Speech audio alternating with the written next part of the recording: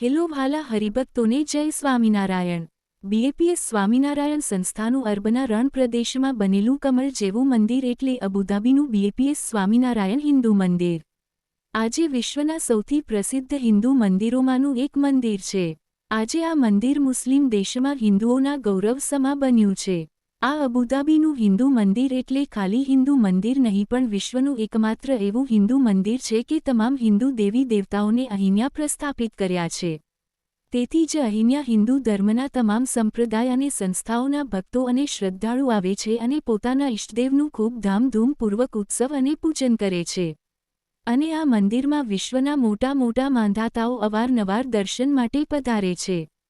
ત્યારે તાજેતરમાં જ ભારતના પ્રખ્યાત પારસી શિલ્પકાર અર્જન ખંબાટ્ટા અબુધાબી હિન્દુ મંદિરે દર્શન માટે પધાર્યા હતા। અર્જન ખંબાટ્ટા એક જાણીતા ભારતીય શિલ્પકાર છે, જેઓ ખાસ કરીને ધાતુમાંથી બનાવવામાં આવતા તેમના અનોખા અને સર્જનાત્મક શિલ્પો માટે પ્રસિદ્ધ છે। તેઓ મુંબઈ સ્થિત છે અને પોતાને મેટલ સ્કલ્પચર આર્ટિસ્ટ તરીકે ઓળખાવે છે। અર્જનનું કાર્યક્ષેત્ર સર્જનાત્મકતા અને ઔદ્યોગિક કળાનું સંમિલન છે, જેમાં તેઓ ઓક્સિડાઇઝ્ડ લોહા, વેલ્ડિંગ તથા ધાતુના ટુકડાઓનો ઉપયોગ કરીને અનોખા શિલ્પો બનાવે છે। તેમણે ભારતમાં તેમજ વિદેશમાં ઘણી મૂલ્યવાન આર્ટ એક્ઝિબિશનોમાં ભાગ લીધો છે અને વિવિધ કંપનીઓ તથા જાહેર સ્થળોએ તેમના શિલ્પો મુકાયા છે। તો ચાલો સાંભળીએ શિલ્પકાર અર્જન ખંબાટ્ટાને અબુધાબી હિન્દુ મંદિરમાં કેવો અનુભવ થયો તેમના જ મુખેથી। Hi, this is Arzan Khambata. I'm from Bombay. I'm a sculptor by choice and an architect by profession. I came here for a very short visit to Dubai and Abu Dhabi for some work. And someone said, do not go without visiting the BAPS temple. And here I am. I took a detailed look at it and there is so much to see.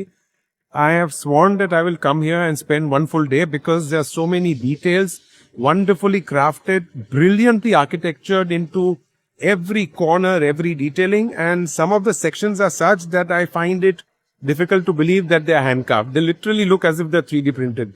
And in today's day and age, to get this sort of workmanship and to see it come together, all integrating seamlessly into this wonderful jewel of architecture, I feel Abu Dhabi is blessed to have a building like this and an architecture like this, truly a jewel in their crown. So after having seen the temple, I feel that I have taken back a lot of things. Number one, do not forget your roots. You may move ahead in the modern world as much as you want, but your vision has to be grounded. Your Sanskriti, as so as to say, has to be grounded. And what I loved best is how they have integrated stories about Abu Dhabi and India and mythologies and cultures together, where they've shown the falcon on one side, the parrot on the other. They've shown modern buildings like the Museum of the Future and the Ayodhya town in the same carving.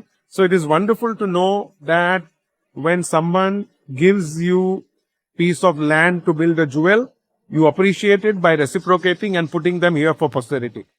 તો હરિભક્તો આવા જ BAPS Swaminarayan સંપ્રદાય અને Abu Dhabi Hindu મંદિરને લગતા અવનવા અને લેટેસ્ટ સમાચાર જાણવા માટે અમારી યુટ્યુબ ચેનલને સબસ્ક્રાઇબ કરીને બેલ આઇકોન જરૂરથી પ્રેસ કરી દેજો।